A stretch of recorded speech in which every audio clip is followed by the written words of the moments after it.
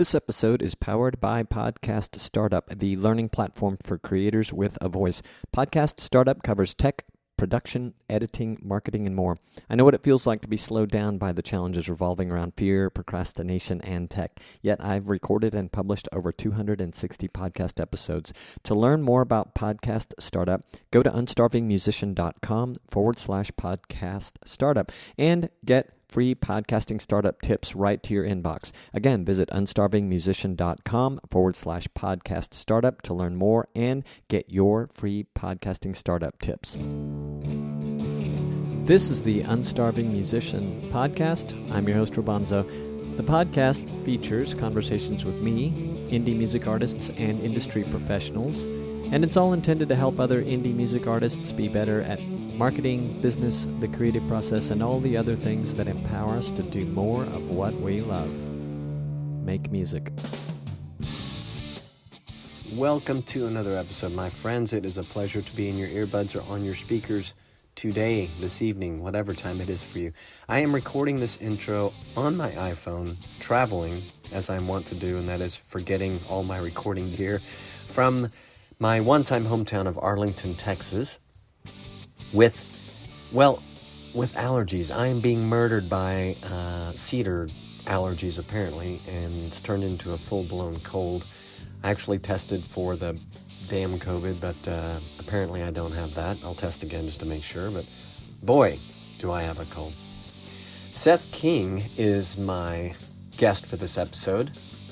When we first became acquainted, he introduced himself as a traveling musician. At the time he was, and quite possibly still is, living in Bali, Indonesia, and he was about to do some more traveling. He has over 200,000 followers on TikTok, and this was an unexpected occurrence, but one he embraced. Today, he cares a little less about that, which we talk about. Before we get to that, I would like to remind you that the Unstarving Musician is made possible through the generosity of its listeners like you. If you love what I do here on the podcast, please visit unstarvingmusician.com/crowd sponsor or the show notes for this episode to learn about options for offering your support. So Seth King was a little more focused on Spotify and releasing new music when I caught up with him back in October of this year, 2021. We are so close to 2022 as I record this. At that time, Seth had over 300,000 plays on Spotify. In 2021, he'd released a 6-song EP and 2 singles.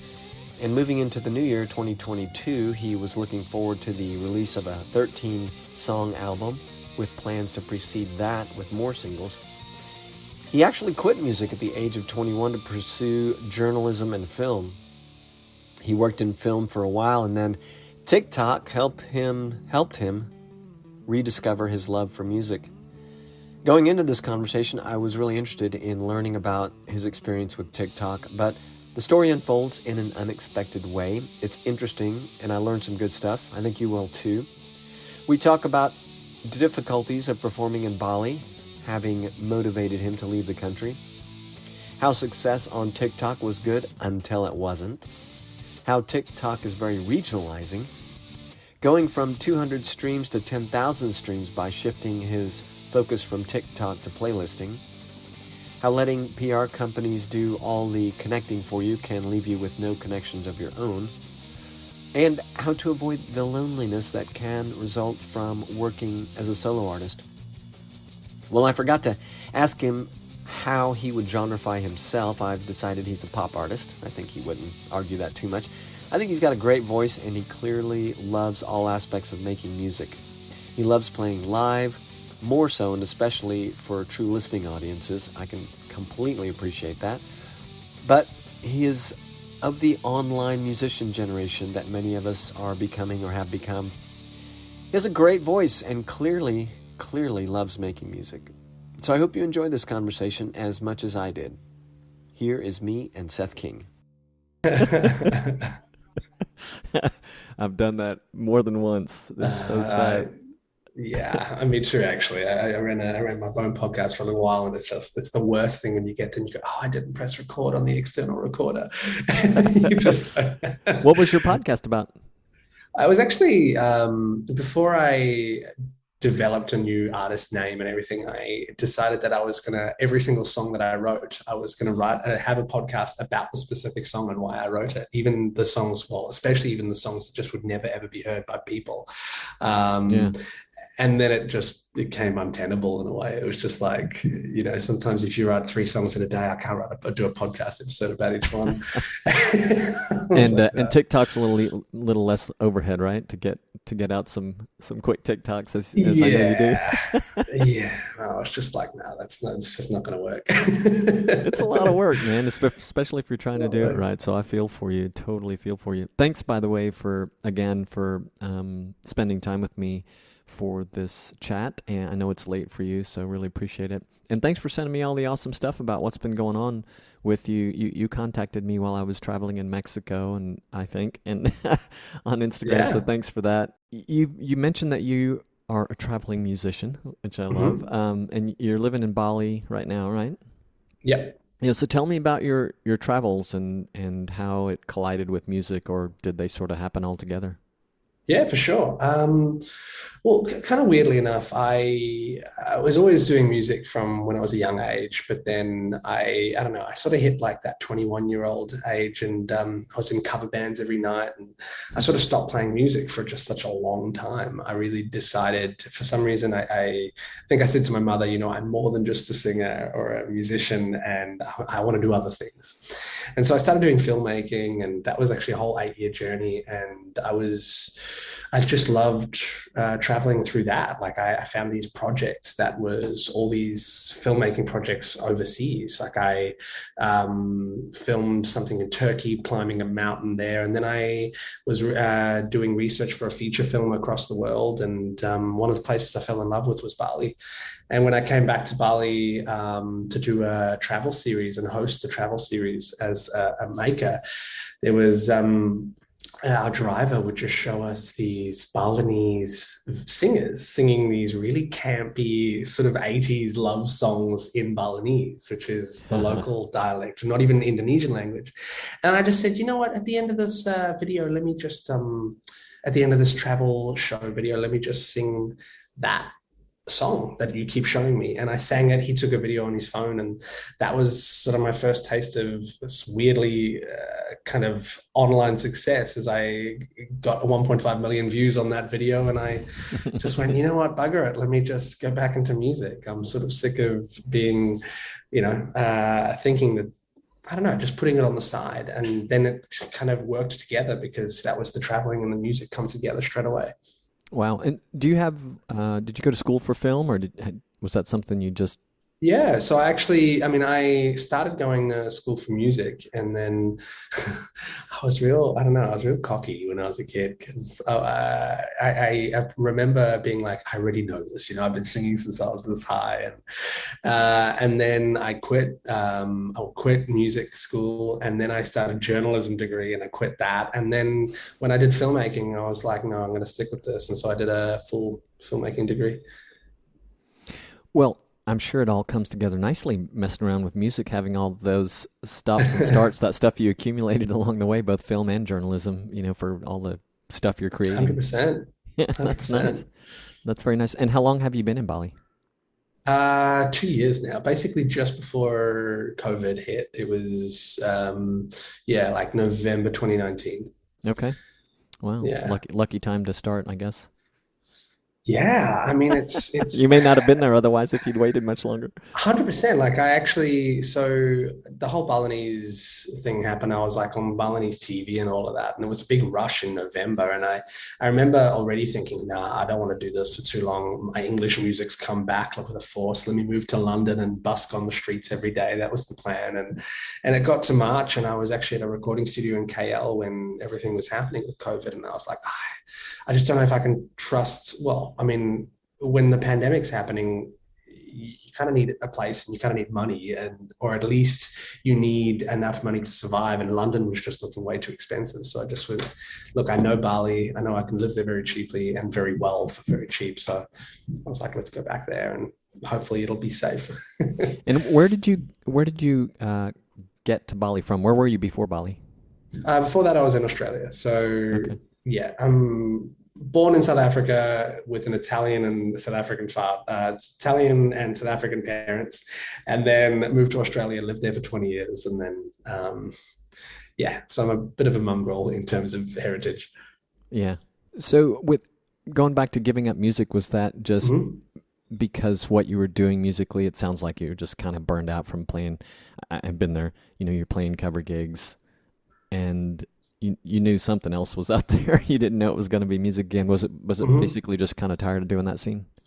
I think so. I think so. I mean, it was, like I think when every decision from the bands that I was in was to withhold like the original music and start just grinding on covers that I didn't like.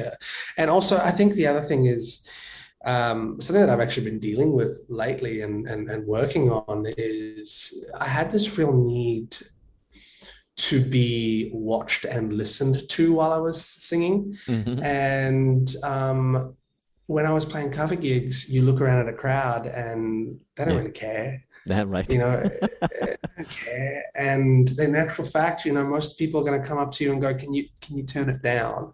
And that just killed me night after night because I wanted to share my stories. I wanted to do that, and I think moving into filmmaking was a way to gain more control, was a way to go, you know what, I'm not in the front. I actually have this piece. And if you want to watch it, you'll sit there and watch it, like Hmm.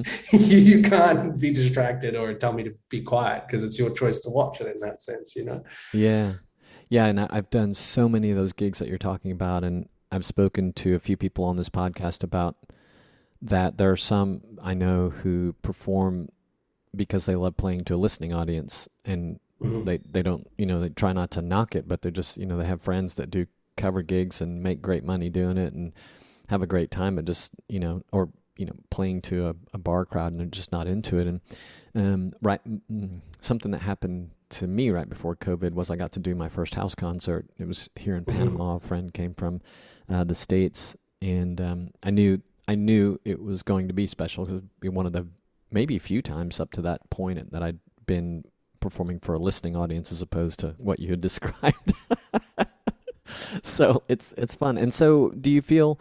I know TikTok is especially, been your jam, so to speak, as of late. Do you kind of get some of that satisfaction there, even though it's online?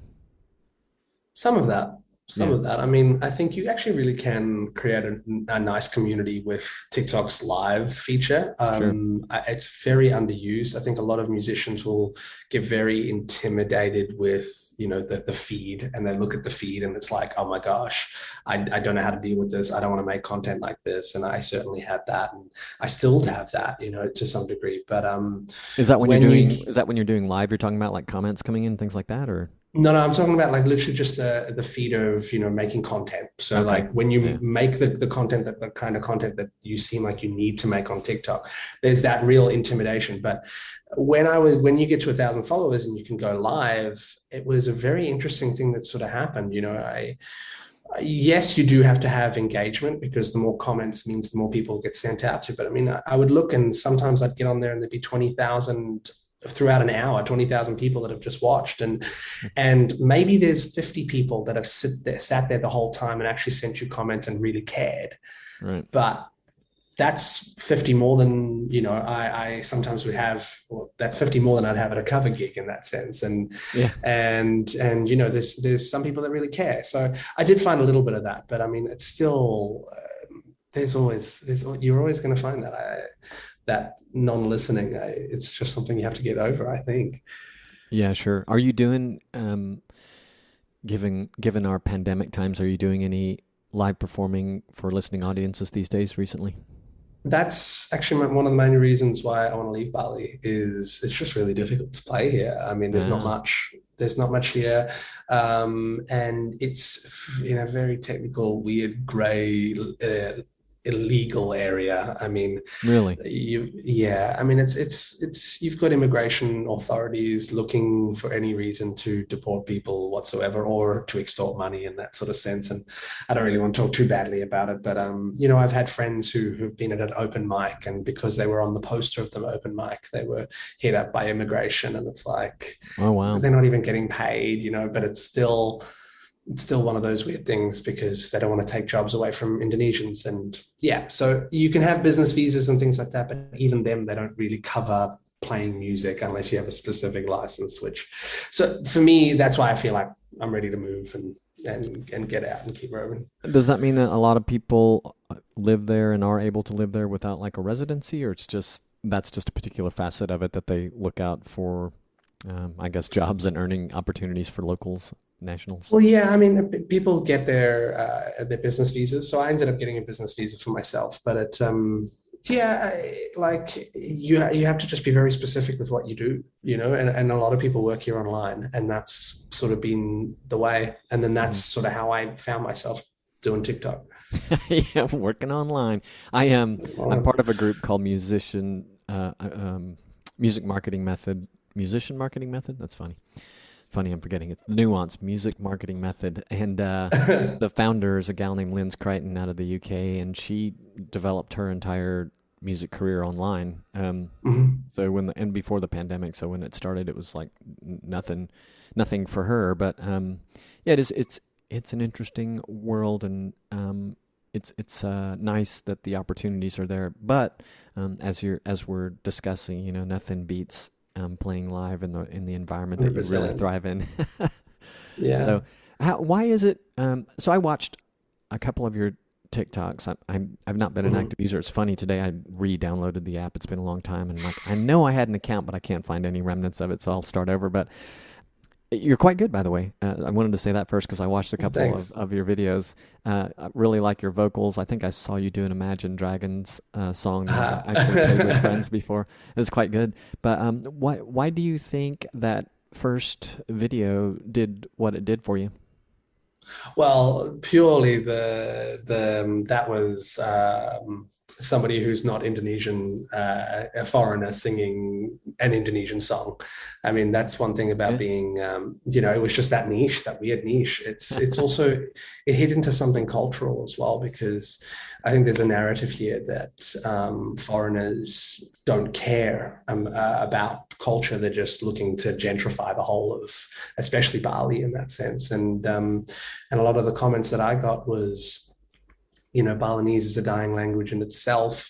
And here, look at this white guy essentially championing this language. And it was something that I was not even aware of. I was just doing it for fun because my friend said he would really like to see me do it. And I was just like, I'd like to give back a little bit, but it just touched on something a little bit deeper, which was my niche for quite a while, and until I've sort of stopped that. Wow. How long so you were singing a number of things in the Balinese language that kind of got you the beachhead of TikTok? So yeah, that started in August in 2019, and that was all on Facebook. So that was before TikTok for me. That was all Facebook, and then I jumped on like Balinese TV, and I got a couple of offers for like the Indonesian X Factor and things like that, and I just didn't want to do it. It was weird. Like, genuinely, I thought I had this conscious thought of, I'm probably going to become an Indonesian pop star. This is going to be a very interesting ride. It'll be good for a biography one day. But I just, at every point, I try to put on the brakes. And then it was at the start of this year where a friend of mine just really gave me a real roasting. And he said, you've got so much talent. Why aren't you on TikTok? Stop being lazy. And then I leaned into the Indonesian stuff again after not doing it for a year. And I had this goal of reaching 100,000 followers in a year's time. And that happened in 6 weeks just by leaning into the Indonesian stuff. And I was overtaken by it. And then as soon as that happened, there was an interesting thing that happened to me is as soon as I reached that 100,000 goal, which was, because I think we can be single focused and when you have a goal and a focus, things can be like really laser focused and you do everything you can to get to that goal. But as soon as I took the paper off the wall and I like put a goal for 1 million, I just thought, this is futile. It's just numbers. It doesn't mean anything. Like, yeah, that's just really, it was just, it's a vanity metric. 100%. And I literally, it was the weirdest thing because I took this thing off the wall and I put the bigger goal up and I just went, I don't want it. Yeah. I don't want it. Yeah. And so I basically, it's funny that you said you looked at my TikTok because it's, like I actually, I mean, yeah, it's probably what I put out in a presser just because it gets me in the door to places to say that. But I haven't actually done anything really substantial or what I used to do. I was doing like almost 4 or 5 TikToks a day and 3 or 4 lives a week. And Wow. now I haven't really posted to it maybe 5 times in the last 2 months. My friend Lynn's that I was mentioning, who runs the music Hmm. marketing method. So she's started out on Twitter, and she's still, got a nice following there. But she spread herself out with income earning opportunities, and then now she's doing the program for other musicians. And she said the same thing, like, I haven't been on there all that much. Of course, she wants to get back to doing some of that, and more importantly, writing her own music again. So it's kind of a running joke for her, that Hmm. suddenly struggling to do those things. But it's to the point of, it sounds like you're like a second story I can think of, yours and hers, where you can build this great sort of beachhead on one of the social networks, and then you don't have to be you get to a point where you don't have to be there every day, and if you want to Hmm. return to it, you can, and pick up where you left off almost. 100%, 100%. And I think you can almost sort of tick it off for yourself in a way, and you can stop having. I mean, I think the biggest benefit for me was to stop idolizing that goal, Sure. because I think there's a real, I speak to a lot of musicians who will always tell me like, oh, but you've got that, you've got that. And like, I was the same way. It's just like, oh, if I get that number, then this and this and this will happen. There's that sort of thought in the head. And it was really great to just dispel that. What's the focus right now then? I've got my first album coming out, I think, in the first quarter of next year. I'm just finishing that, How many songs? and that's going to have 13 songs. It's called The Lucky Ones, which I find it really lovely that I'm going to have 13 songs on it. And it's going to be basically a history of, I guess, being unlucky in love until the moment that I got with my current partner. So it's a really exploration into love. Cool. I like it. When you've been pretty busy this year, I was looking, tell me if I have Mhm. this right. Looks like you had a 6-song EP that you released this year, and Yep. also a couple of follow-up singles, and the latest being Pillow from Madrid. Yep. Yep. So So you've been, Pillar from Madrid just launched, and yeah, that's so Pillar from Madrid and Break were the two most recent singles, and they are going to be part of the album. But yeah, the EP was. Yeah, that was at the beginning of this year. I really desperately wanted that to be last year, but time ran out and I didn't really want to release it over Christmas. So yeah. it just is what it is. Yeah, it's funny. I had the same conversation with a guy who was on the podcast last week about the stress that, self-imposed deadline and stress of releasing something that he recently put out. And yeah, I know the feeling, but it's like, oh well, get it out. I guess the bigger the project, though, the more invested you are. Like Mhm. my only experience has been a couple of releases and singles at that.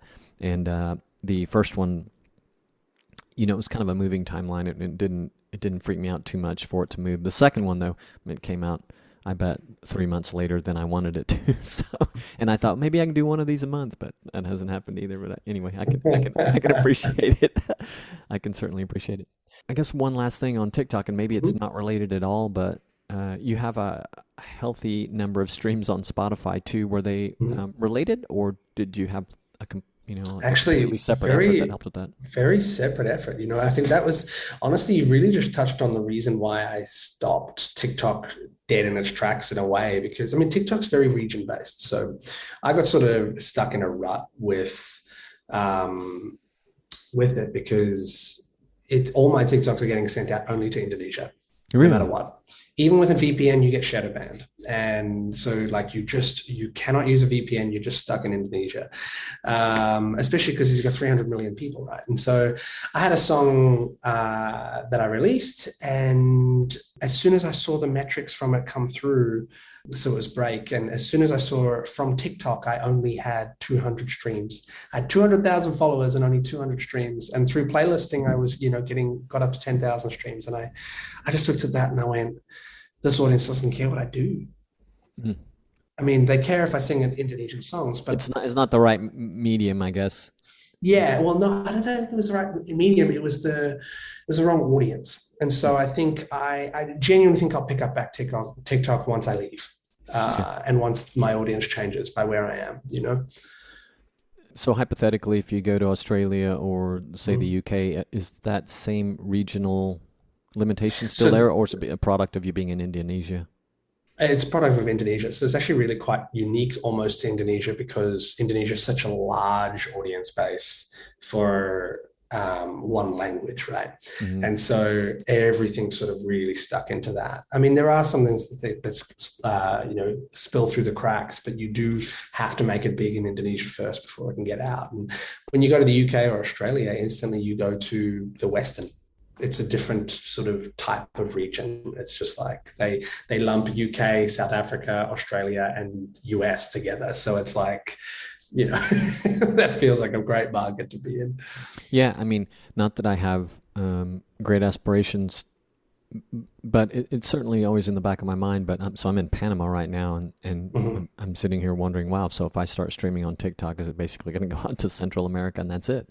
Mhm. That would be a demotivator for me, for sure. But yeah, Mhm. interesting. It is interesting, but I mean, it's constantly changing, and that just hit my confidence. Like I think I really, actually, I got a little bit resentful to be honest, because I'd spent this 3 months, 4 months really digging into this TikTok audience, and I had assumed that if I had gotten to 100,000 followers, that let's say even 5% of that would follow me and my English music, Uh-huh. and it just didn't seem to be the case. Oh, well, they followed you. Yeah, they followed you for one reason, and then Hmm. start taking off in another direction. I guess I can understand that. But hey, man, I think your English stuff is great. I haven't even heard the Indonesian stuff, the Balinese stuff, and I haven't heard it. I haven't watched you do any of your originals. I don't know how many of you've done. I saw a couple, maybe only one Mhm. cover song. Although, so maybe I did see one of your originals. But anyway, I should go check it out. I think you're great. Thanks, so, man. Thank you so much. so are you doing live streaming elsewhere these days? Planning to. I'm planning to. I mean, I've been teasing Twitch. I think that would be an interesting sort of space. But I'm Yeah. sort of really just working out. I'm just really working out the next strategy with this all. It's like I think there's been a lot of rebranding and a lot of re ideas. Like, or what I had this idea, okay, maybe it's the traveling musician, but then it's like that's still another thing that pulls it away from just the music. So I'm just trying to work out exactly what my medium is. I think I find that just by living and going forward. And at this point, I'm actually don't have a main platform that I'm aiming at. It's actually just Spotify, really, just building up the music itself, which has been such an amazing release. Yeah, yeah. So, and are you doing all this on your own? Yeah, I know that you kind of got in touch with me directly, but do you have Mhm. anyone working with you, or do you have plans to use anyone in the future to kind of help you get it out there? Or? I mean, I had a PR company for the EP and for Break, but then I just been using like I did a small playlist push campaign, and then I think for Pillow from Madrid, I've just been using Groover, which has actually been really good. Made some really good connections with that side. I think for me, it's been really nice to actually create the connections, and actually do that personally. And I think there's this sort of laziness that sort of comes through if you just have a PR company or something like that, and that you end up actually not knowing who you're contacting, and you don't know how to, build connections. And so that's been a new switch for me. It was really just getting more hands on Yeah, myself. yeah, I could see that. Where unless there was some really deliberate effort that you're not gonna, as an artist, if you have a PR company helping you, that there's a lot of great things to it, but yeah, that some of the connections may not necessarily stay with you personally as the artist, and maybe you might even miss the idea of the value of having it just because of the way the whole Hmm. thing's running. Hmm. But And I think for me, it's also been like being off in Indonesia here. It's been weirdly like a lonely music journey. I mean, there are some musicians here and things like that, and I don't want to say anything. Like there's some really great musicians here, but not only the musicians that are trying to, I guess, have their music out in the world, so to speak, or anything like that. So and even the producer I'm working with, like he's in LA, and I think that'll probably change for the next album, which I've already started, and I'll probably try and like produce that myself. But even that, it is a little bit of a lonely process, and I think this, reaching out and actually creating the connections yourself sometimes helps to alleviate that. It helps to actually put a face, and you don't have just one contact in a PR company that does it all. You can do it. Yeah. So speaking of the lonely process or aspects of it, Mhm. for you as a musician, are the lesser lonely places performing live, or are there some other facets that you find that sort of help in the past anyway, or maybe in the future that help, avoid that feeling where you feel a little more Mm. connected to what's going on? Yeah, I mean, it's definitely collaborations. I mean, whether that's live on stage or whether that's in a studio, it's interesting. Yeah, like I do talk about, wanting to play live again, but honestly, like I'm really just loving being in the studio, and I think that collaboration I would love is building my own home studio and just bringing people in and writing good music, and playing all the Yeah. time. I think that's what I'm missing and wanting, and yeah, I think that's what brings it back. I mean, it's so funny because, spending 8 years away since was in the bands, I've actually found a little bit of that, alleviating that loneliness by contacting my old band members and sending them my new songs, and then getting them I've just got one of my favorite band members. He's laying the drum tracks to a new song, and it's like, that feels good, that, and that can be done remotely, which is cool.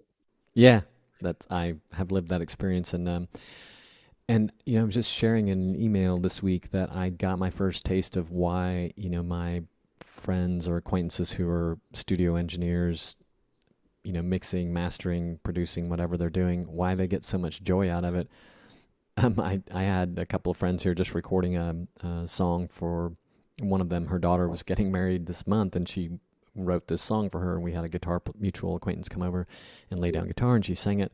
I didn't even play on it, and it's nothing spectacular at all, but I was like, oh, I get why people have so much fun with this, and I've been thinking, for some time, like, wow, I really need to dig a little deeper into my own little studio and make that either an offering or just something I do do a little more of the work myself. I certainly, I've met too many people that are so talented at certain aspects of it. Like, I don't really see myself mastering stuff necessarily, and maybe not even doing mixing for my own stuff. I don't know, maybe, Mhm. but certainly, for others and occasionally for myself. But for something I'm releasing, like right now, I just can't even see it because I had the opportunity to work with someone that I think's amazing, and I know all these other people. Yeah. So, but yeah, a whole world to get into, right?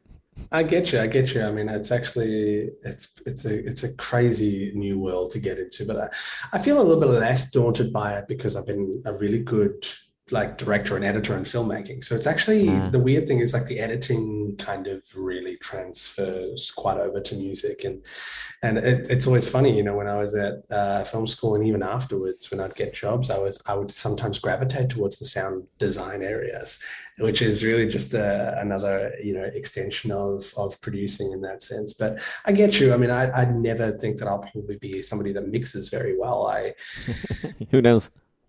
Who knows? Who knows? But I don't want to say no because maybe I will. But I think that fear does stop you. It definitely stops you Yeah, sure. because ultimately, I think we think it is something a lot bigger than it actually is, and Yeah. it's not actually that big. It's literally just start with a vocal and a guitar and find where it sits and make it sound nice, and then it'll get a little bit bigger and bigger and bigger as it goes on, but that's really just the essential of it.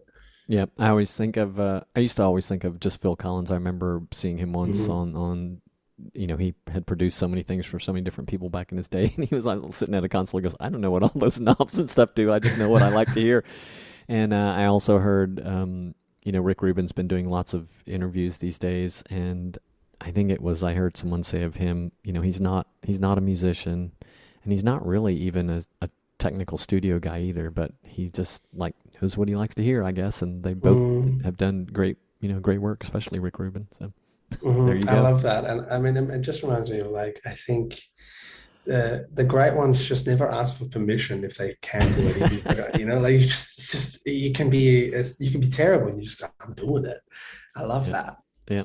All right. So what's in store for you in the coming year? Last question here. What are you going to be doing? When are you moving? What's on the board right now? It seems like it's going to be a huge year.